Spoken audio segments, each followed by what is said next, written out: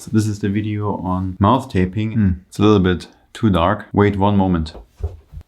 Okay, it is a lot better. Yeah. Okay, so all you need to do is take some tape and you tear off a little piece. Most of the time is spent finding the beginning. And you just take a little bit. And then you have this much and you put it just at the center of your lips. Like so. Look like a rabbit. And you can still speak. And that's already it. I even wrote up a little script for this one.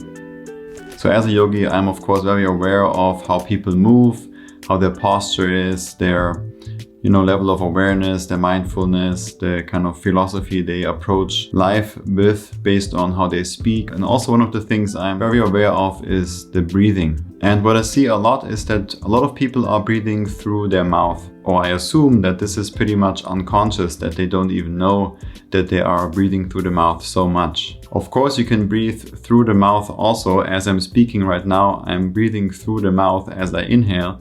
And that's really one of the only exceptions where mouth breathing is kind of inevitable. It's hard to avoid. Otherwise, I would have to always take a break to continue speaking and then take another breath through the nose in. And so every sentence would take a lot longer to get to the point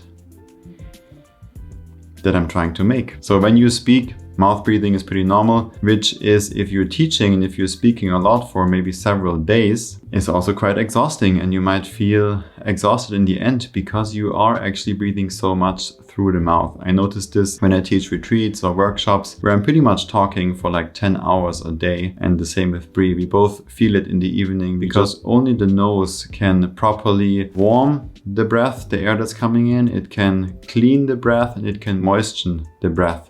So those three things: warming the air, cleaning it, moisturizing it. It leads to more efficient breathing. Your body can just do more with that air that you're breathing in compared to breathing through the mouth, which does not give all these three things. Also, nose breathing has a big effect on your nitric oxide levels, which are also important to keep high for your overall health, which is something that you will not get if you're breathing through the mouth. So there's many benefits by breathing through the nose, and it's one of the first breathwork practices or breathing exercises, if you want to call them that, in yoga, is to just keep your mouth closed and breathe through the nose. So the goal is to breathe through the nose throughout the entire day, unless you're speaking or unless you're doing some really strenuous exercise. Then for a short period of time, it's also okay to breathe through the mouth. But if you're going for a run or jog and you run for several hours and you're breathing the whole time through the mouth, then to be honest, this exercise is probably too intense for you because you cannot keep up a good breathing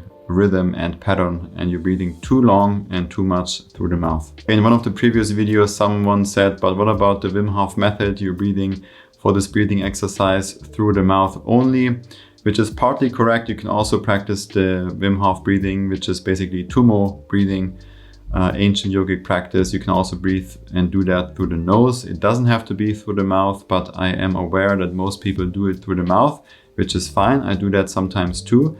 But that is really only for the purpose of this one exercise. So if you're doing the Tumo breathing or Wim Hof breathing, you're breathing through the mouth in and out pretty fast for lots of repetitions, and then you hold. And even if you do 5 rounds, it's maybe just 20 minutes of doing that practice. And then you should not continue breathing that way for the rest of the day, and you should go back to breathing through the nose. So for exercise purposes, if it's really intentional, and you know why you want to breathe now through the mouth, then go ahead and do so for this short time, but then go back to breathing through the nose. What's pretty common is that one nostril feels a bit more closed than the other, and this is on purpose. This is by nature designed that way. This is called nasal cycles, and usually one cycle goes between 2 and 4 hours, and then it switches. And this is perfectly designed that way to distribute the workload between the right and left side more evenly, so that not both nostrils have to work fully all the time. And it also helps to increase the sensation of smell, because through one nostril, the one that's more open, the air is coming in to oxygenate the body and to nourish the body. And through the other nostril, it's coming in too. It does the same, but it comes in and through slower, so you can actually have a bit more time to notice certain scents and smells. If both nostrils are closed and you cannot breathe through the nose with ease, besides there being any kind of formations in your face, in your nose, or in your sinuses or something, let's say it's all kind of functioning normal anatomically, and it's just clogged and you cannot really breathe through the nose, then I highly recommend you check out the sinus rinse practice, which in yoga is called Jala Neti, where you put water and salt solution through one nostril and it comes out the other way, and then you do the other side. I have a separate video on that one. You can click up here to follow along. It's important to mention that you only use distilled water for that practice. Personally, I do that practice about 2 to 3 times a week. I do the sinus rinse to keep everything open, especially here living in the desert. It's quite dry, so it's a nice way to open and cleanse and keep the nose open, so I can continue to breathe through the nose for most of the day. Unless I'm, of course, recording those videos, because then I'm talking so much and I'm breathing only through the mouth most of the time. So I always take breaks too. So I know you're here for the mouth taping, and we will get to that in just a moment, but there's a lot of extra knowledge you kind of need to have in order to know why you actually want to tape your mouth at night. And so even with your best efforts, let's say you have practiced for a while and you're really good about breathing mostly through the nose throughout the day, you don't really know how you're breathing throughout the night. For a lot of people, they unknowingly breathe through the mouth in the night, some the whole night, and then there's also snoring and all kinds of stuff happening. But ideally, you want to keep the mouth also closed and only breathe through the nose while you're sleeping. You just put a little piece of tape over your mouth. You don't have to put like a whole big piece over your mouth so that it looks like you're getting kidnapped. That's not the point. You just need this gentle reminder for your lips and for your body to keep the mouth closed and the lips sealed. And so I like to just put a little bit of tape in the front of the mouth over the lips, so I can still, for example, talk out through the sides if I need to speak to Bre at night because the baby makes sounds or something like that, or just say goodnight. It's enough to just put it in the front. It's important to have a good tape that you use. I have definitely tried many of them, and a lot of them are just way too strong. So when you put it on, it does the job and it feels all right, but then the uncomfortable part for many is when you take it off and then there's this residual glue on your lips, or whatever kind of stuff from the tape on your lips, and you don't want that. So I tried out many different tapes to find finally one that doesn't have any residual glue or stuff on the lips. I just take it off and it's done. That's from the brand 3M. It's the Durapore tape. I will link that in the description below. And this roll lasts forever. I've been using this roll for over 6 months and I still probably got 6 more months to go, because you only need like the size of like a fingernail or maybe 2 fingernails. By taping your mouth at night and ensuring that your mouth is closed, you usually notice that in the morning you wake up feeling refreshed, present. You kind of feel like, this was a good night's sleep. You know, just like when you drank a lot of water and you really nicely hydrated, not too much, not too little, just perfect. And this is one of the big benefits that this provides. It forces you to breathe less, and by breathing less, you actually absorb more oxygen because you increase the CO2 in the body by especially exhaling a bit slower and a bit longer. So if you can match the inhale with the exhale to about 5 to 6 seconds, that's based on the research, the ideal breath. And that is best achieved by breathing through the nose. I will recommend some more books in the end of the video that you can dive deeper into. I will just mention 3 books that I find are really helpful on this specific topic, and they also have a lot of research and peer-reviewed studies and all kinds of stuff in it. So I'm not going to link any scientific papers down here.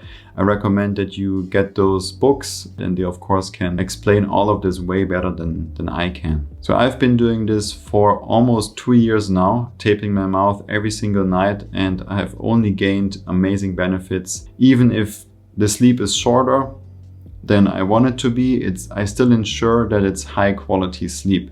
So there's the sleep quantity and also the quality, and of course you want to ideally keep both high, so you sleep not too little, not too much, because you can also sleep too long, of course. You need to figure that out for yourself, but for a lot of people, the sweet spot is between 6 and 9 hours. Ideally, monitor your sleep. So, because if you just set the alarm for the next day, 7.5 hours later, usually it takes some time to fall asleep. You may be waking up at night a little bit, so that the actual sleep time is not 7.5 hours.